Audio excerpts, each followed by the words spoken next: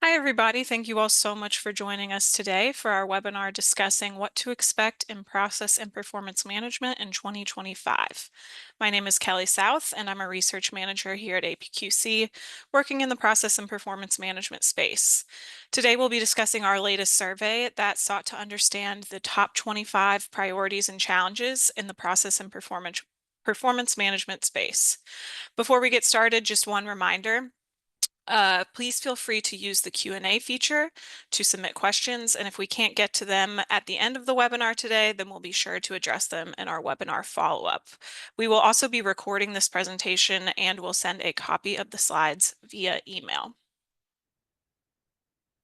So without further ado, I would like to introduce our speaker for today, Madison Lundquist, the Principal Research Lead for Process and Performance Management here at APQC. Maddie, take it away. Thanks, Kelly, for the introduction. I'm going to jump right in and give us a quick overview of where we are headed for today's webinar. First, we're going to look at what organizations say are their priorities and challenges for 2025. Then we will look at how process teams have evolved over the years, followed by insights on operational KPIs and process technologies. So jumping into our priorities for 2025. According to the survey, here are the top 6 priorities and challenges for professionals this year.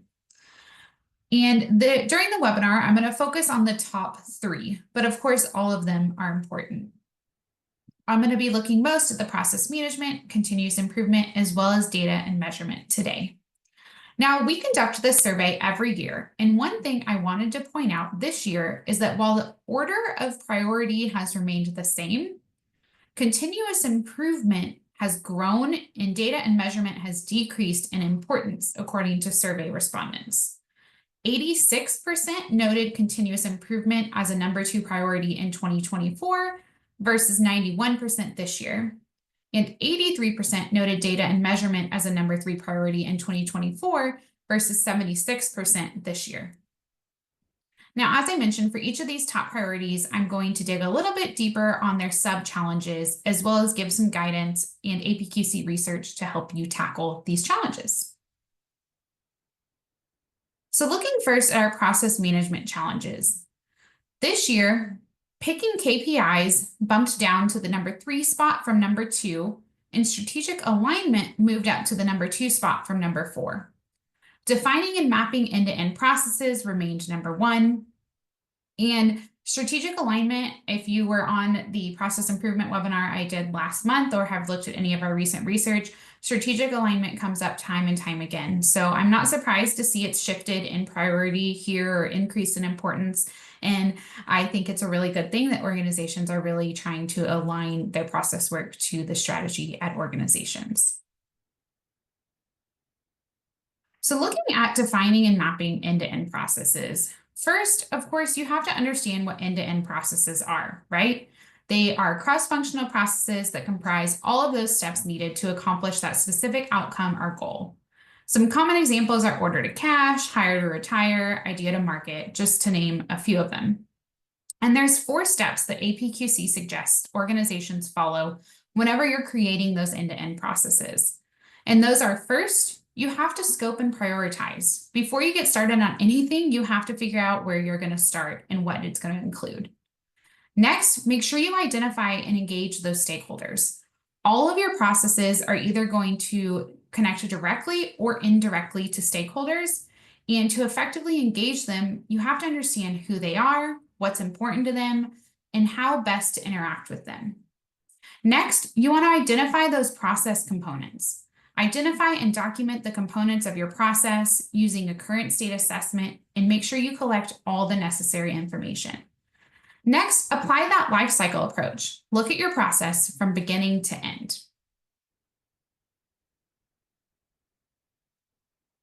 Then looking at the other challenge about tackling how to align your process management efforts to organizational strategy. Now, as I mentioned earlier, this showed up in our process improvement research. And looking at that data, 78% of organizations noted that connecting the process improvement opportunity to organizational strategic objectives had a positive impact on the buy-in for process work. Now, additionally, 89% of organizations noted that when aligned to strategic objectives, the improvement opportunity was a higher priority than when it was not connected. Therefore, we know the connection matters, but how do you make that connection?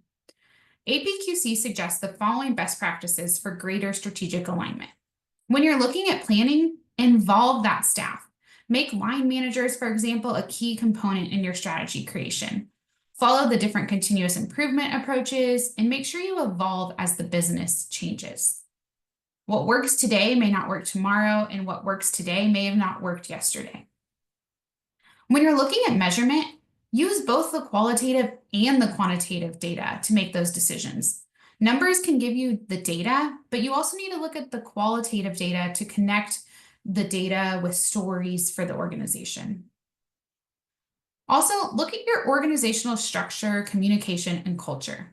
Do not forget to include that communication strategy.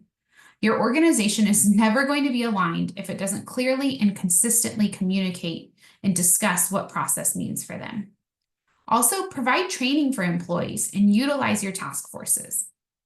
Last but not least, when you're designing processes, integrate strategic planning right into those processes where it makes sense.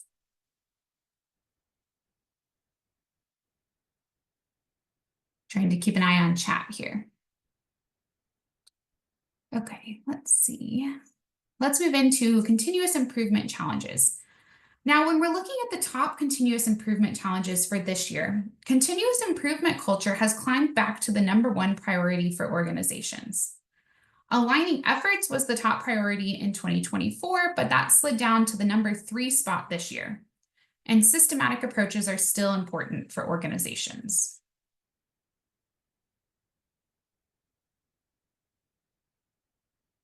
Looking at the first challenge of creating the continuous improvement culture. One way you can work to build that culture of continuous improvement is by building the connection between process and knowledge. Process ensures that an organization's means of satisfying client or customer needs and the changes made to those methods are valuable, adequate, and flexible enough to meet those needs. On the other side, you have knowledge. That's what injects that human element with a focus on keeping employees engaged and envisioning that future state and helping to avoid those random acts of improvement. Now, by combining and working together, you're able to identify those shared values, organize for change, create that shared language, and determine what tools are needed to actually make the change. By promoting this knowledge sharing and exchange, the organizational leaders can help drive a culture of continuous improvement that fosters innovation and stronger employee performance. Now, when we're looking at process improvement, there's not going to be a one-size-fits-all approach for everyone. However, based on our research, here are 4 practices that APQC suggests to increase the impact of your process improvement work. 1, consider what the structure of your team is and how you want to govern it. This will help clarify how an organization identifies its improvements, how they'll be prioritized, and who is ultimately responsible for executing and sustaining those improvements. Second, determine which criteria you're going to use. This will enable organizations to prioritize the most important improvements. Selection criteria should include considerations like projected savings and alignment with the organization's strategy. Third, have tactics in place to ensure the improvements are sustainable. It's great if you have this idea, but if it's not sustained long-term, then what's the point of making the improvement? Some examples here include regular check-ins, stakeholder management, as well as the change management plans to ensure employees are actually buying into the changes. And now, last but not least, the measures selected should ideally align with the organization's broader goals and strategies. Now, I want to pause for a second. I forgot to mention on all of these slides, there's related resources that are available in the resource library that talk to the points that I'm making on the slides. And you will get a copy of the slides, so feel free to explore those links to expand on what I'm talking about today.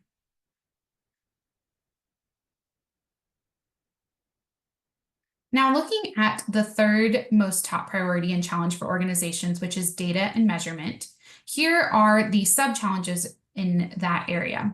First, establishing a data-driven culture. That is by far the number one top data and measurement challenge, followed by ensuring performance measurements are relevant, aggregating the analysis into a dashboard, using consistent performance measures throughout the organization, as well as engaging the organization. Digging into tackling how to establish this data-driven culture. Being data-driven means using good data to make objective decisions. And in order for an organization to be data-driven, it has to have processes in place to obtain that good data and then make those objective decisions based on it. Often, employees will ask themselves variations of following questions like, what do we consider good data? Where does it come from? How do we find it? And what defines their objective decision-making process? Also, creating a data-driven culture isn't once and done. It's this long-term undertaking, and it's going to require careful planning and preparation. It's going to take top to bottom, as well as widespread commitment and enduring attention and effort to make it happen. Now, as organizations prepare to make the shift to become data-driven, they should consider the following change management tactics. Achieve a deeper understanding of the business needs and this new type of decision-making, how it's going to impact the business needs. This is where your current state assessments can come into play. Also, do not underestimate the importance of quality data. With high integrity data, even the most data-driven cultures will not deliver the best business results. Also, speak in a language that your organization is going to understand. Gauge how familiar your organization is with data-driven decision-making, and then tailor your communications accordingly. This includes using measures that have meaning and importance in your organization. If you have a whole list of measures that no one cares about, then what's the point in collecting them or using them for your decisions? And last but not least, under-promise and over-deliver. One of the other challenges was ensuring performance measures are relevant to the purpose of the organization or their strategic objective. Now, for measurement to provide real value, an organization must ensure that its measures align with both the strategic goals of the business as well as the employees' daily work. And organizations should think holistically about the business, the elements they want to improve, and the specific measures that are going to drive those behaviors and results. An APQC's measurement alignment worksheet helps organizations accomplish this task by providing a simple format that helps you link between strategy, process, performance, and the measures. And this worksheet that's available in the resource library, you can download it, fill it in, is used to determine which measures give the most accurate depiction of business and employee progress towards those strategic objectives. Now, expanding on this, APQC's measurement alignment methodology is a framework that helps illustrate how certain performance indicators or measures link to those high-level business performance areas. You can see on the left, it defines which organizational roles are ultimately responsible for the success of the various areas. And models like this help visualize how processes fit with business goals and the employee activities.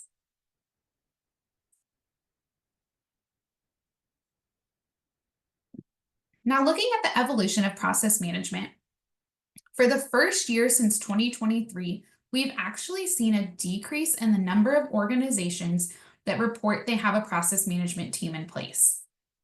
82% of organizations reported having a team in 2024, while only 73% reported having a team in place this year. While they might have declined in presence, they are growing in tenure. So since 2023, we've seen a nice growth in the number of organizations that have been in place for more than 10 years.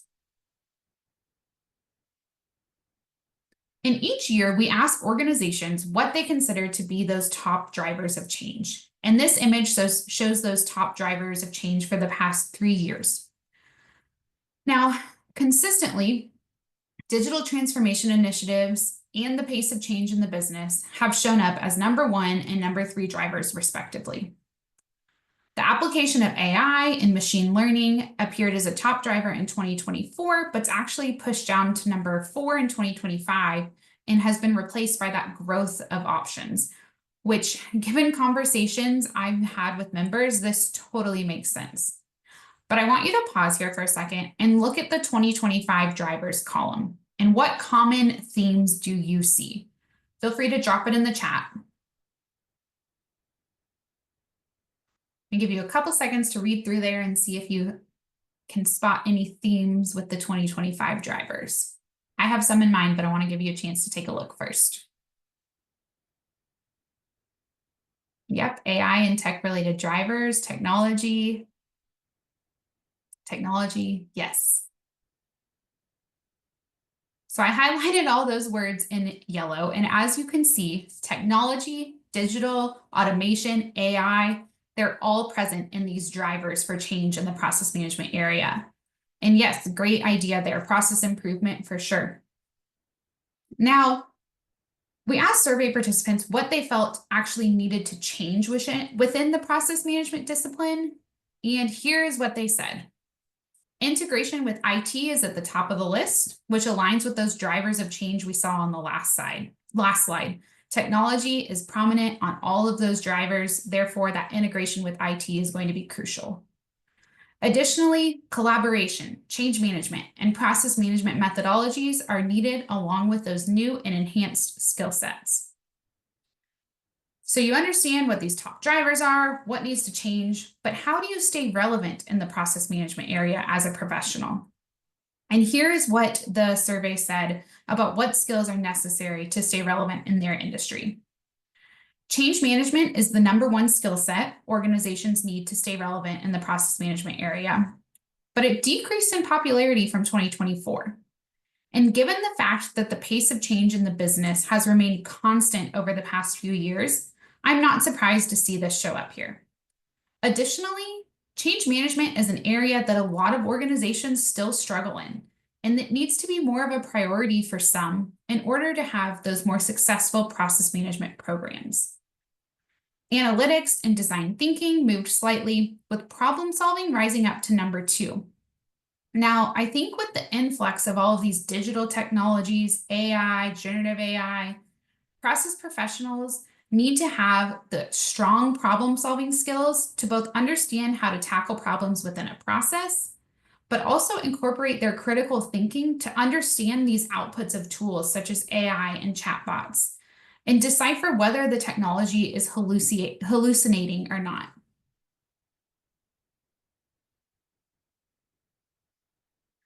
Now, on our priorities survey, there's some sections toward the end of the survey. There's one on operational KPIs, there's one on design thinking, and there was one on process technology. So I'm going to cover some of the insights there in these next couple sections. So first, operational KPIs. One of the most consistent pieces of benchmarking advice from APQC is that the importance of tracking a balanced set of measures. By doing this, you're able to capture that more holistic picture of business performance and help ensure that organizations don't work toward one priority, for example, lowering costs, at the expense of this other one over here, such as maybe higher quality. And on our survey, APQC found that respondents in 2024 and 2025 use a more diverse set of KPIs than the respondents did, say, in 2018. While the top 10 KPIs in 2018 all fell into the financial, customer-centric, and operational categories, APQC found that in 2024 and 2025, KPIs are much more varied and include measures related to personnel, manufacturing, as well as a sustainability one. As we did further analysis on the survey data and looked at the organizational revenue size data cut, we found that large organizations noted having 2 sustainability measures, carbon footprint and energy consumption, while small and medium organizations didn't include those in their top 10 KPIs. Additionally, when we were looking at the data cut for both revenue and FTE, organizations on the smaller side prioritize customer satisfaction as their top primary KPI, while medium and large organizations focus on financial results and margins more often. And all of these data cuts are available in the resource library in our priorities collection, which there will be a link to on the additional resources part of this webinar. But one of the coolest things I think we do with our data on priorities or any research project we're working on is we do data cuts by industry, region. We do it by organizational size, whether that's revenue or FTEs, as long as the end count makes it a viable option to do. And one of the other things we do, as you've seen throughout here, is the year-over-year comparison. So if you're wondering about any of those, be sure to check out the full collection to dig into that data.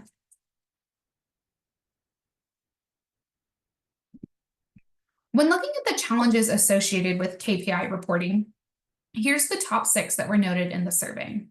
1, KPI measures are not standardized, followed by inadequate data quality, unclear business strategy for the use of KPIs, reporting process is too slow, reported KPIs are less relevant to the business strategy, or too many KPIs. Now, organizations should understand who's actually using the KPI data, like I mentioned earlier. How are they using it? When are they using it?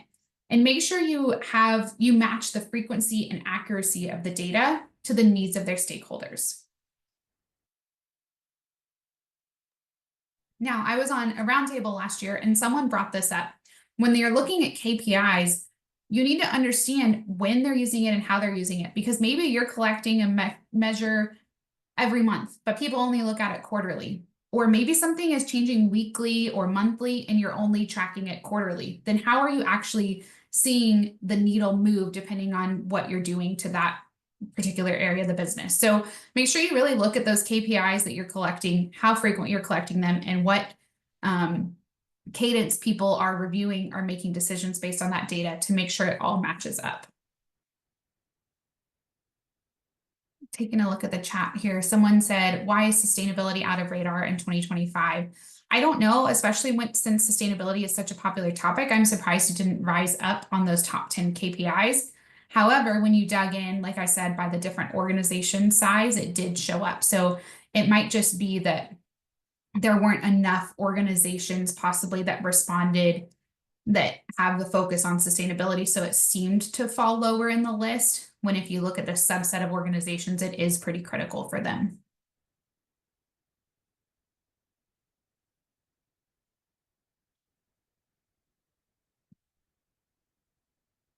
All right, when we're talking about KPIs, we published a case study that I think is really cool on setting KPIs that resonate. And here was their original business challenge. WorkSafe NB's previous target setting strategies resulted in KPIs that weren't always well understood by stakeholders or based on measurable relevant data. And in order to tackle this challenge, the organization overhauled their KPI setting process to be more data-based and aligned with stakeholder expectations. The organization actually formed a corporate planning and operational performance team to help oversee the process and communicate with departments. Now, the new 6-step process resulted in KPIs that were actually actionable and understandable, as well as employees that were more engaged in working toward performance improvement goals. And their 6-step process included identifying the business owners for each KPI, creating those detailed definitions, calculations, and data attributes, providing the data based on detailed definitions, reviewing the historical data, identifying the 5-year projects that will influence the performance, and setting the targets. And we have the full case study. I encourage you to go take a look, but here are a few key takeaways that I wanted to share. Understanding is the key to implementing KPIs that resonate with employees and empower them to act. Slow and steady wins the race. Allow much more time to implement new processes than you think you'll need. Ask these key questions to evaluate whether a KPI will be effective. Do you have a good definition that makes sense? Is there good data to support it? Can it be actually used to make business decisions? And be sure you avoid picking an arbitrary line in the sand. Make sure you use your data to the extent that it's available. Now, moving into this last section on process technologies. Earlier last year, so in February of 2024, we conducted a survey about digital and its role in process. And digital is changing at a crazy pace. So I wanted to ask a few questions on the priority survey to gauge how it's changed or shifted from February, and we performed the survey in December of 2024. So we're looking at the outlook for 2025 with this data. So when we're looking at the areas of digital investments, everyone is still actually making the investments. And we were able to see that data management is still number one. AI, cognitive computing, actually nudged up the list and took over that number two spot. Advanced analytics fell quite a bit. It was 52% in February, and it went down to 38% in our December survey. Additionally, robotic process automation rose in popularity, as did process mining. So there's definitely been some shifts in priority, and organizations are still planning investments in the digital space. It's critical that these organizations lay that solid process foundation, because we all know that the best technology cannot fix bad process or bad data. All changes, of course, come with their own challenges. And here are the challenges organizations noted when implementing digital solutions. Topping the list is lack of process documentation and/or standardization, followed by those implementation costs, integration challenges, and lack of a guiding strategy. Now, that was a lot of data. I'm going to open up for some questions now, but I do encourage you to dig in to the full report in the resource library, as well as look at some of those data cuts that apply most to your industry. Awesome. Thank you, Maddie, for the great presentation. We'll give everyone a minute to submit any other questions. I think we covered everything that came in through the chat during the webinar, though. Great, thanks, Kelly. Mm-hmm.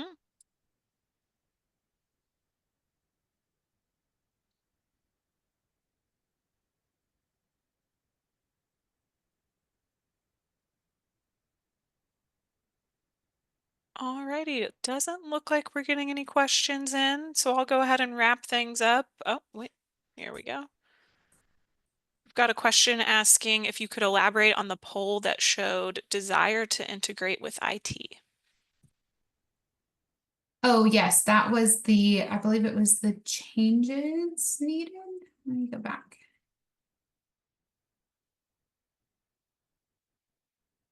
Yes, needed changes. So they're looking at this question asks, what do you see as changes necessary in process management to continue to be successful as a process group or a process team? And one of them said integrate with IT. And I think looking at this and all of the digital solutions and AI and things like that, to be able to take process management from a spreadsheet or a Visio map and integrating with an IT either platform or working with your IT team to better house all of your process knowledge, whether that's on a SharePoint, something like that. I think really creating a collaborative relationship with IT and the process team is crucial, so that your process work doesn't sit siloed, but rather figuring out how to make it available to the rest of the organization. Great, thank you. Okay, well, now we're getting questions in. Next one is on the staying relevant slide. They said it's interesting that the overall percentages were much higher in 2024 than 2025. I agree. Kelly, I don't know if you dug through the data, if you saw anything that would point to why that was, but I saw that too. I was interested to understand why, but I think this is one of those that we just don't know. I agree. I'm not quite sure why that happened, but I've seen it happen a couple times. I don't know if people were just less willing to choose options this year or what happened. Next question is, does APQC recommend any particular tech or AI tools that are specific to enabling process management, process mining, etc.? Yes, APQC likes to remain technology agnostic, so we don't have any recommendations. You can always browse the case studies on our website. Sometimes organizations will share a tool or a technology that they have used in terms of process management work, but in terms of a blanket answer there, we are technology agnostic. Let's see. Someone is asking if you have any more detail RE process management methodologies, or maybe you could recommend some content that people could look at. Sure. So we published a collection late last year on building the business case for process management. I think that has a there's an article on strategy, and I think that's a great place to start, understanding why you have your process management team in place, what are your goals, and then also looking at the 7 tenets of process management. Those are really going to be guiding principles on items you should have in any process management program, such as change management, what process model are you going to use, how are you going to work on process improvement efforts, etc. So definitely check out the 7 tenets of process management, as well as building the business case for process management. Next question is on the challenges slide, which they're saying is the last slide. How much does the process documentation challenge then affect the next two challenges? So is it not sort of a cascading challenge? That's a really good point. Um, you could look at those separate, or you could connect a lot of these for sure. The lack of process documentation and or standardization, I think, is going to be first and foremost, much like you can't build a house on a poor foundation. So getting there first will then make everything else a little bit easier, right? So you are correct in that assumption. But then they could stand alone. Maybe you do have really well documented processes, but your organization is not technology proficient. So implementing has a lot of upskilling that you need to do, a lot of training, a lot of changing the way people are working. And so you could be changing a lot of those processes. You may have them documented really well, but the new system is going to require a lot of changes, which then adds to a lot of implementation costs, as well as some challenges with that integration. We've got a couple questions I think probably have a similar answer to the one you answered on tech or AI tool recommendations, but people are asking about popular tools for other than SharePoint to store and share process assets. Someone's asking, yeah, top preferred systems for process management for large companies. If you want to say anything else on that. I don't have anything, but it sounds like a great roundtable topic. So maybe we will have to have a roundtable here in the next month or so on process technology, and you guys can all come and share your ideas and bounce off of one another there. Awesome, thank you. Can you say anything about how AI will enhance process management and process mining? I think there are definitely opportunities there. Organizations are still figuring it out and have not shared their best practices yet. But one of the ways that I did here last year is on process documentation. So there's a software that you screen share with it, and you perform your process, and then it creates the job aid or the process documentation work on how to create said, or how to perform that process. So I think that's one way. With process mining or some of the other process management, maybe identifying areas for process improvement. Maybe it can scan process maps and say, oh, there's some rework happening here. Why don't you do XYZ instead? I think there could be some really cool opportunities there. Well, we're getting a lot of feedback in the chat that people would be interested in that sort of roundtable, so we might just have Awesome. to do that. Great. I will add it to my list. Okay, I think I see one question we haven't hit on the topic of firm-wide alignment on process inventory and management. What are some best practices to get people across different groups on board with adopting a model, such as APQC, when senior leaders are aligned with the basic concept of standardization, but they're not driving any sort of particular approach? That's tough. I know we do have a few articles in the resource library on getting leadership buy-in or using leaders to promote process throughout the business, which I think is really important.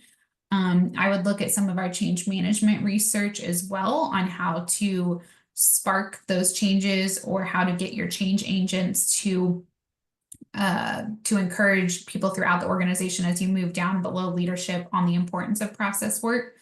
A lot of people see it as okay, but this is adding work to my day job. Why do I need to do this? So making sure you prove the value of it. What is it actually going to do for them? And maybe even start with small pilot projects. So find a process improvement idea or another process management area that you know is going to perform well. Do a small pilot project and then prove its value to the organization. Once you start seeing success from other places, you're going to get more buy-in, and you're going to get people who want to participate as well. Awesome, thank you. Um, okay, I think we hit all of the big questions. Someone has asked if we can share links, and those are now on the screen, and we will send Yes. out a copy of these slides in an email in the next 1 to 2 days so you can have access to all of what we've mentioned here today as well. Maddie, any final thoughts before we wrap things up? No, I did see there were some questions. The roundtables are member only, so hopefully we've got some members on here that'll be able to join that, or maybe you can become a member and join us on the roundtable soon. Um, I want to thank everyone today. Hopefully you have a better understanding, or maybe you don't feel as alone in your process management challenges. So enjoy the rest of your day, and we are here to help. Thank you all. Have a great day. And like I said, we will share these slides and a recording in the next couple of days. Thanks again.